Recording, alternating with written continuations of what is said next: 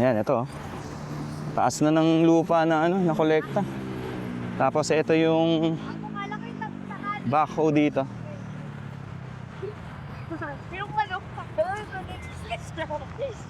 Ayan. So mamaya araw, gagaan na daw ulit yan. Mag-uukay ulit.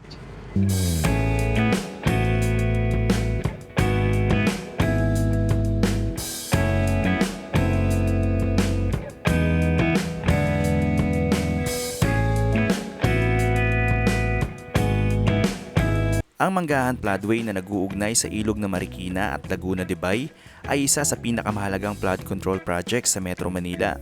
Itinayo ito noong dekada 80 bilang proteksyon ng Maynila laban sa malalakas na pagbaha, lalo na kapag umaapaw ang Marikina River tuwing malakas ang bagyo. Pero sa paglipas ng panahon, unti-unting nabawasan ang lalim ng floodway dahil sa siltation o pag-ipon ng putik at lupa sa ilalim ng ilog.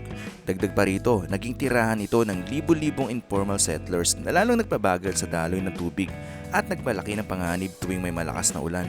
Ngayon makikita natin ang malawakang dredging na isinasagawa dito, paghuhukay at pagpapalalim ng ilog upang maibalik ang tamang kapasidad nito.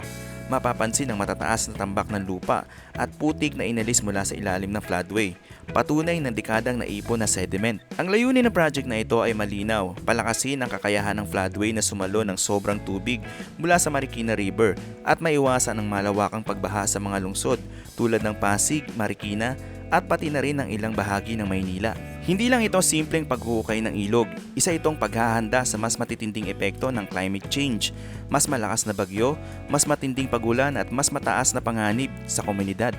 Mula sa dating mataong komunidad ng informal settlers hanggang sa kasalukuyang malawakang rehabilitasyon, ang Manggahan Floodway ay simbolo ng patuloy na paglaban ng Metro Manila kontra baha. Sa videong ito, alamin natin kung gaano kalalim ang ginagawang dredging, saan dinadala ang mga nahukay na lupa, at paano makakatulong ang project na ito sa kaligtasan ng milyon-milyong residente.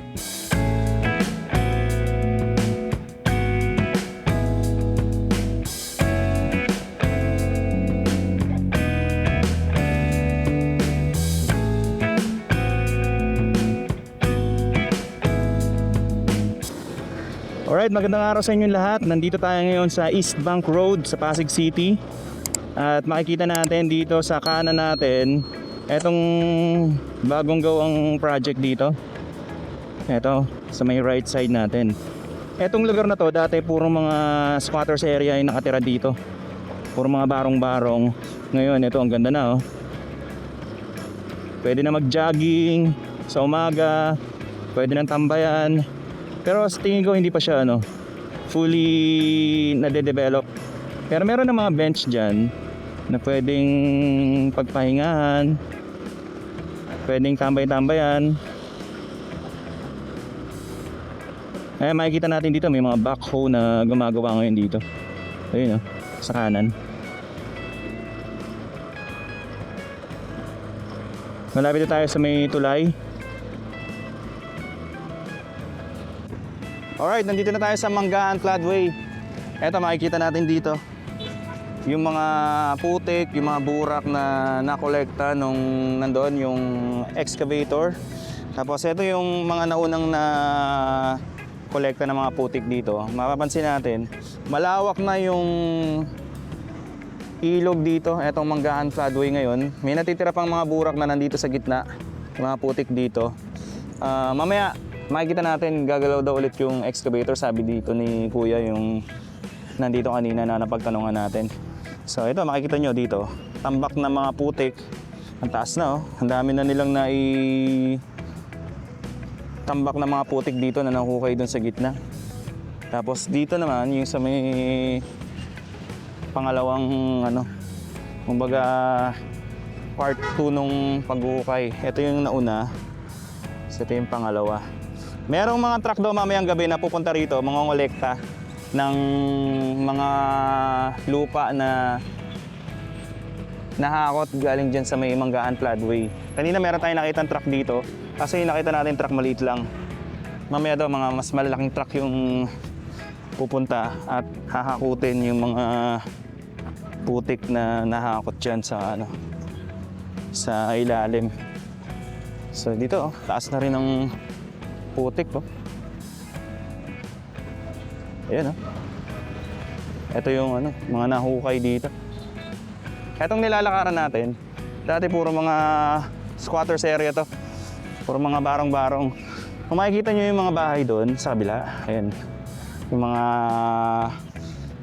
dito yung mga nakatira dyan. Ganyan na ganyan yung itsura dati nitong gilid ng East Bank Road. So ngayon na-develop na.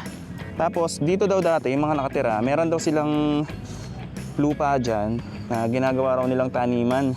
So nagtatanim sila ng mga talbos ng kamote, mga kangkong, pechay. Yan, may lupa kasi dyan sa gilid na napagtataniman nila. Kasi malawak nga naman, parang ganun siguro yan, no? Yun yung nasa gitna. Ito yung nandito sa part na to. Burak tsaka putik na pinagsama. Lakaran natin hanggang dun sa may excavator. Medyo matagal na rin kasi itong project na to eh. Taon na rin yung binilang bago na na develop. So ito makikita natin dito, nakahanda na yung mga upuan, yung mga bench para dito. Tapos ito yung akyatan ng excavator. Ay, hinahakot yung mga putik dito na nahukay doon sa gitna. Ayan. Taas dyan, no? Dito. Ito, yung mga dito. Bench na nakahanda na. Parang yun doon. Tapos may mga na rin. May mga poste na rin na... Ayun, ito, naka-ready na yung mga lamppost. Ito yung mga... Ayan, yung mga ikakabit dito sa taas. Dito, maganda na rito. Na-semento na nila yung gilid, kaya maganda na rito mag-jogging. Ang haba nito, sobrang haba. Abot doon sa tulay. Dito maganda mag-exercise sa umaga, sa hapon. Magandang tumambay kasi presko, tsaka safe. Kasi may wall na nakaharang dito sa gilid ng highway. Ayan. Dito maganda sana kung mapantay nila tong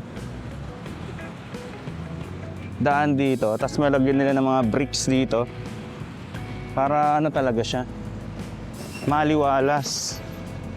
Tsaka safe siya naman para sa mga nandito kasi ang taas ng wall eh. Ito abot siya halos sa dibdib ko eh. Ayan. So na-imagine ko nga dati yung mga nakatira daw dito. Dito raw sila nagtatanim dati ng mga gulay. Taniman daw nila yan dati. So marami tayong makikita doon, no? Mga ibon, mga migratory birds na doon. Sana ma-develop pa to para mas maganda yung maganda yung ambience dito.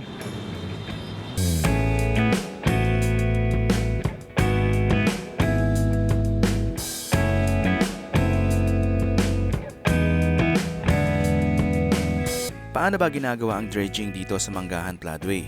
Una, gumagamit ito ng heavy equipment tulad ng backhoe at long reach excavator para hukayin ang naipong putik, lupa at debris sa ilog.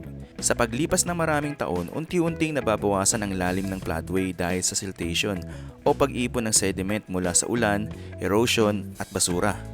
Ang Manggahan Floodway ay direktang konektado sa Marikina River at Laguna de Bay.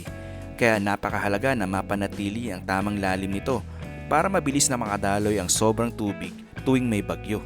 Kapag nahukay na ang sediment, iniipon muna ito sa gilid ng floodway. Doon ito pinapatuyo para mabawasan ng tubig at timbang. Habang naka-stockpile, dumadaan ito sa pagsusuri para masigurong hindi ito contaminated o may harmful materials. Kapag pasado na sa environmental standards, saka ito kinokolekt ng hauling trucks at dinadala sa mga aprobadong disposal o reclamation areas ayon sa guidelines ng DPWH at minsan ng MMDA.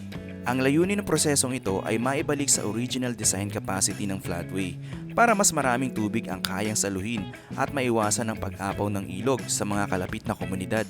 So yung banda rito na lang malapit sa Javier Bridge, yung hindi pa nasesemento. Yung banda ron, makinis na yung sidewalk. Dito maputik pa rin, tsaka ano pa, lupa pa.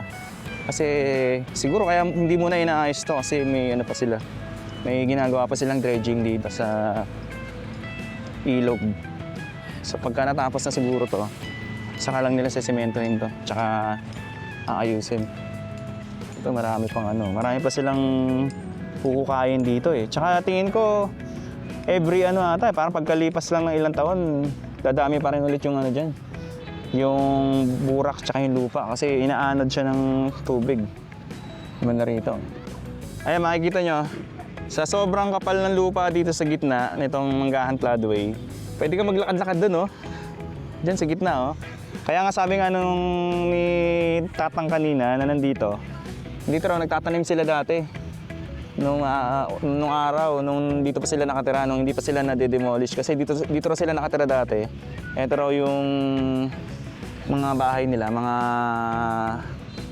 nakatira dati dito. Mga squatters area dito dati nakatira, parang katulad doon sa kabila. So doon daw sila, nagtatanim daw sila dati dyan sa bungad nito. Ayun, oh. Ang kapal ng lupa dyan, oh. Ngayon, mas pinalawak na yung ilog, mas malalim na yung tubig, so mababawasan yung pagbaha kapag rumagasa. Kasi ang flow ng tubig nakita ko galing dun eh. Magmula dun sa may Marikina River, padiretso pala dito sa may Laguna de Bay. Akala ko from Laguna de Bay, ang agos ng tubig papunta doon sa Marikina. Baliktad pala. So dun pala magmumula sa may Marikina River, iikot siya pa ganun. Tapos pag ganun yung flow ng tubig, nakikita ko dito. Yung agos pag ganun, papunta sa may Laguna de Bay. Alright, maraming salamat sa pagsama sa akin sa simpleng update natin dito sa may Manggahan Floodway, dito sa may Pasig. Magkita-kita po ulit tayo sa mga susunod na update. Thank you so much and God bless po sa inyo lahat.